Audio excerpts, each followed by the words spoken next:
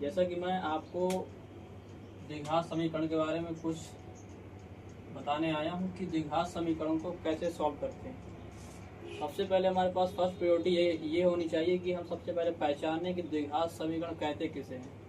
ठीक है, द्विघात समीकरण का एक मानक रूप होता है कि यदि ax² plus bx plus c equal to 0, यदि ऐसा हमारे पास एक स्टैंडर्ड फॉर्म, क्या ऐसा यदि हमारे पास एज इट इज फार्मूले के तरीके से कोई क्वेश्चन फॉर्मेट में बना हुआ है, तभी हम कहेंगे कि ये क्या द्विघात समीकरण होता है। तो जैसा कि आपको दिख रहा होगा कि क्वेश्चन हमारा क्या लिखा है कि x² plus 6x plus 8 equal to क्या सकते हैं 0। तो ये हमारा क्या है, द्विघात समीकरण बन रहा है। तो हम अब हमारे पास बात यह है कि इसको सॉल्व करेंगे तो कैसे सॉल्व करेंगे। तो वही चीज़ मैं आपको इस छोटे से क्वेश्चन के माध्यम से समझाना चाह रहा हूँ। तो आइए समझने की कोशिश करना। देखिए होता क्या है कि ये क्या होता है ax, ये कौन सा पद होता है, ax होता है। इसको क्या बोलते हैं, bx बोलते हैं, इसको क्या बोलते हैं c। ये कह सकते हैं कि ये कह सकते हैं c वाला टर्म होता है और ये bx वाला टर्म होता है, ये ax वाला टर्म होता है। तो कैसे सॉल्व कर देते हैं। फर्स्ट प्रायोरिटी ये होती है कि हमेशा जो c वाला पद होता है, यानी ये जो लास्ट वाला जो हमारे पास पद होता है और जो x के गुणांक में लिखा होता है, जैसे देखो इसमें क्या है, ये हमारे पास फार्मूले में क्या दिख रहा है कि x का गुणांक क्या है, ये दिख रहा है। ऐसे करके यदि किसी भी चर पद के गुणांक में कोई नंबर नहीं होता है तो वहाँ हमेशा 1 माना जाता है। यानी कह सकते हैं कि x² का गुणांक क्या है, 1 है। क्या है, 1 है। तो अब हम कह सकते हैं कैसे सॉल्व करेंगे। तो हमारा पहला फर्स्ट स्टेप ये होता है कि x का गुणांक जितना होता है, इसका गुणांक को लास्ट वाले नंबर के साथ में मल्टीप्लाई करते हैं। क्या करते हैं, मल्टीप्लाई करते हैं। हर एक बात को अच्छे से ध्यान दे करके समझना होगा, ठीक है। अदरवाइज क्वेश्चन सॉल्व करने में आपको कठिनाई का सामना करना पड़ सकता है। इसलिए हर एक स्टेप को अच्छे से समझिएगा। मैं कहना क्या चाह रहा हूँ कि हमेशा जो x का गुणांक होता है, इसके गुणांक को हमेशा लास्ट टर्म यानी c वाले पद के साथ गुणा करते हैं। क्या कर देते हैं, गुणा। तो कैसे करेंगे कि 1 का मल्टीप्लाई करवाएंगे कितने में, 1 में। तो कितना आएगा इसका मल्टीप्लीकेशन, 8 आ जाएगा। कितना आ जाएगा, 8। तो अब फिर क्या करेंगे, जितना हमारे पास गुणा करने पर जितना नंबर आता है, इसको हम लोग ऐसे फैक्टराइजेशन करते हैं, ऐसे गुणनखंड करते हैं कि इसको जोड़ने पर इसके कोड, यदि यहाँ पर प्लस लगा है तो इसको मतलब बोलेंगे जोड़ने पर कि ऐसे 8 के ऐसे गुणनखंड करने हैं कि गुणा करने पर तो 8 आना चाहिए। क्या, गुणा करने पर तो 8 आना चाहिए, लेकिन जोड़ने पर 6 आना चाहिए। क्या आना चाहिए, 6 आना चाहिए। तो हमें सबसे पहले ये हमारे पास दिमाग में होना चाहिए कि हम 8 को ऐसे किन दो नंबरों में गुणा कर दें जिससे गुणा करने पर 8 बन जाए। तो पहला हमारे पास एक ये फैक्टर कि 1 गुणे 8 लिख सकते हैं। एक के लिए हम लोग 8 में मल्टीप्लाई करेंगे, 8 नहीं आ जाएगा तो आ जाएगा। कह सकते हैं एक तो फैक्टर हमारे पास ये है। और क्या हो सकते हैं, हम 2 गुणे 4 लिख सकते हैं। क्या लिख सकते हैं, 2 गुणे 4 लिख सकते हैं, तो हमारे पास 8 आ जाएगा। ठीक है। और हमारे पास क्या फैक्टर हो सकता है, मुझे लगता है कि अब कोई फैक्टर नहीं है। यानी हमारे पास ओनली कितने फैक्टर हो सकते हैं, 2 ही फैक्टर है। यानी कह सकते हैं कि 2 ही ऐसे फैक्टर हैं जिनको आपस में गुणा करने पर 8 आता है। क्या आ रहा है, 8 आ रहा है। लेकिन हमारा क्वेश्चन तो ये डिसाइड करेगा कि यहाँ पर कौन सा फैक्टराइजेशन हमारे लिए सुटेबल है। तो देखो कितना आ रहा है, यहाँ पर 6x आ रहा है। हमें चाहिए क्या, 6x प्लस का चाहिए। तो देखो यदि हम लोग इस टर्म को लेते हैं तो हमारे पास 4 में 2 जोड़ देंगे तो ये टर्म 6 नहीं बन जाएगा। इसका मतलब कह सकते हैं कि ये टर्म हमारे पास, ये गुणनखंड क्या सुटेबल है, यही हमारे पास गुणनखंड ठीक है। और जब पहला हमारे पास गुणनखंड आया है 1 मल्टीप्लाई जो 8 आया है, क्या इसका जोड़ने पर 6 आएगा, पॉसिबल नहीं। इसलिए हम कह सकते हैं कि इसका ये गुणनखंड ठीक नहीं है, इसका गुणनखंड ये है, यही गुणनखंड इसके लिए सेटिस्फाइड कर रहा है।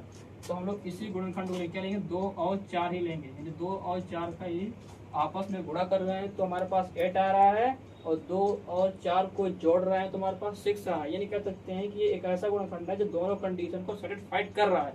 इसलिए यही हमारा गुणनखंड क्या है, परफेक्ट है। तो इसको सबसे प्रायोरिटी तो हम समझ लेंगे गुणनखंड कैसे हमारा निकलना है। एक तो ये चीज़ हो गई। अब क्या कैसे क्वेश्चन सॉल्व करेंगे, तो यार इधर देखिए, इसको मेट देंगे।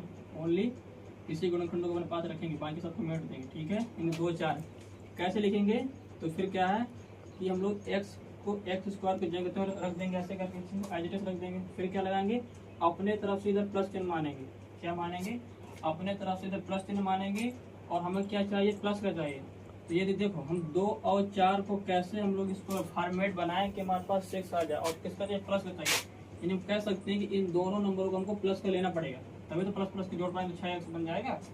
तो कैसे रखेंगे, यहाँ पर ब्रैकेट से बाहर ब्रैकेट बना करके इन दो नंबरों को मेंशन करेंगे। कैसे लिखेंगे कि 2 और x चाहिए तो हम लोग पहले ऐसे रख देते 2 और 4 और ब्रैकेट के बाद क्या लिख देंगे x प्लस 8। इस नंबर को जंग कर देंगे, इसका जो चिन्ह होगा वही रखेंगे। लेकिन यदि यहाँ पर माइनस का चिन्ह है फिर भी हम लोग प्लस का चिन्ह अपने से मानते हैं, ठीक है, बराबर 0।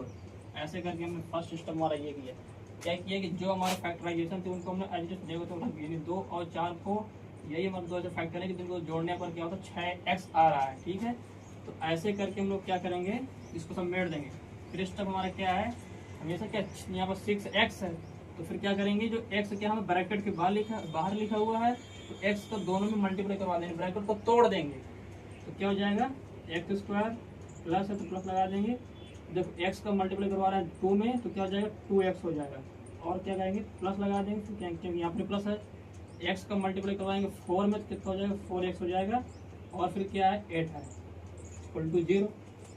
ये हमारा स्टेप एक हो गया। फिर नेक्स्ट स्टेप में क्या करेंगे हम लोग कि आपस में इन दोनों में से कॉमन देखेंगे कि इनमें कॉमन क्या है। अच्छा, कॉमन क्या होता है, कॉमन एक ऐसा नंबर होता है कि जिन पदों के अंदर हम लोग कॉमन लेने की कोशिश कर रहे हैं वो पद ईच टर्म में प्रेजेंट होना चाहिए। जैसे देखो यहाँ पर x है, इधर भी x है, इधर नंबर 2 है तो क्या पर 2 प्रेजेंट है क्या, नहीं है ना, इसका मतलब 2 कॉमन में नहीं आएगा। कॉमन में क्या आएगा, ओनली x ही आएगा।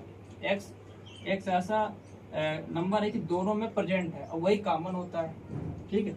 इससे कॉमन क्या निकलेगा, x बचेगा, क्या जो रिमेनिंग बचता है उसको ब्रैकेट के अंदर रखते हैं। तो इसमें क्या करेंगे, x रिमाइंडर क्या बचेगा, यहाँ पर x बचेगा प्लस और x इधर क्या बचेगा कॉमन, जब लेने के बाद क्या बचेगा 2 बचेगा इधर। ये कह सकते हैं कि इसको हम लोग कॉमन लेने पर क्या हमारे पास आया x प्लस 2 आया।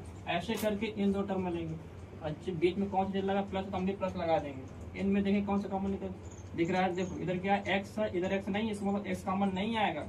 इधर क्या 4, इधर क्या 8 है, इसमें कह सकते हैं कि 8 के साथ 4 मौजूद है। कैसे देखो 8 को हम लोग 2 गुणे 4 लिख सकते हैं, तो क्या इस टर्म में 4 मौजूद नहीं है, इसका मतलब कह सकते हैं कि इस टर्म में 4 है, इस टर्म में 4 है।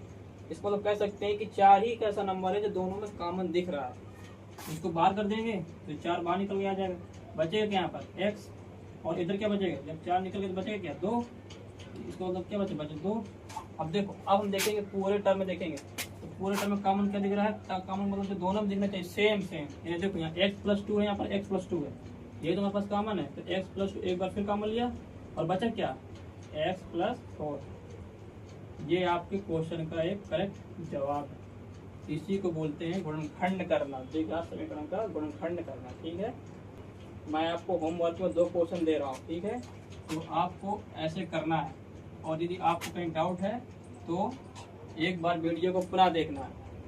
मुझे यकीन है कि ये क्वेश्चन आपको बहुत अच्छे तरीके से समझ में आया होगा। और यदि कहीं भी डाउट है तो आप मल्टीपल टाइम में उसे क्या करना है, वीडियो देखना है और क्वेश्चन अच्छे से समझ में आ जाएगा आपको। Thank you.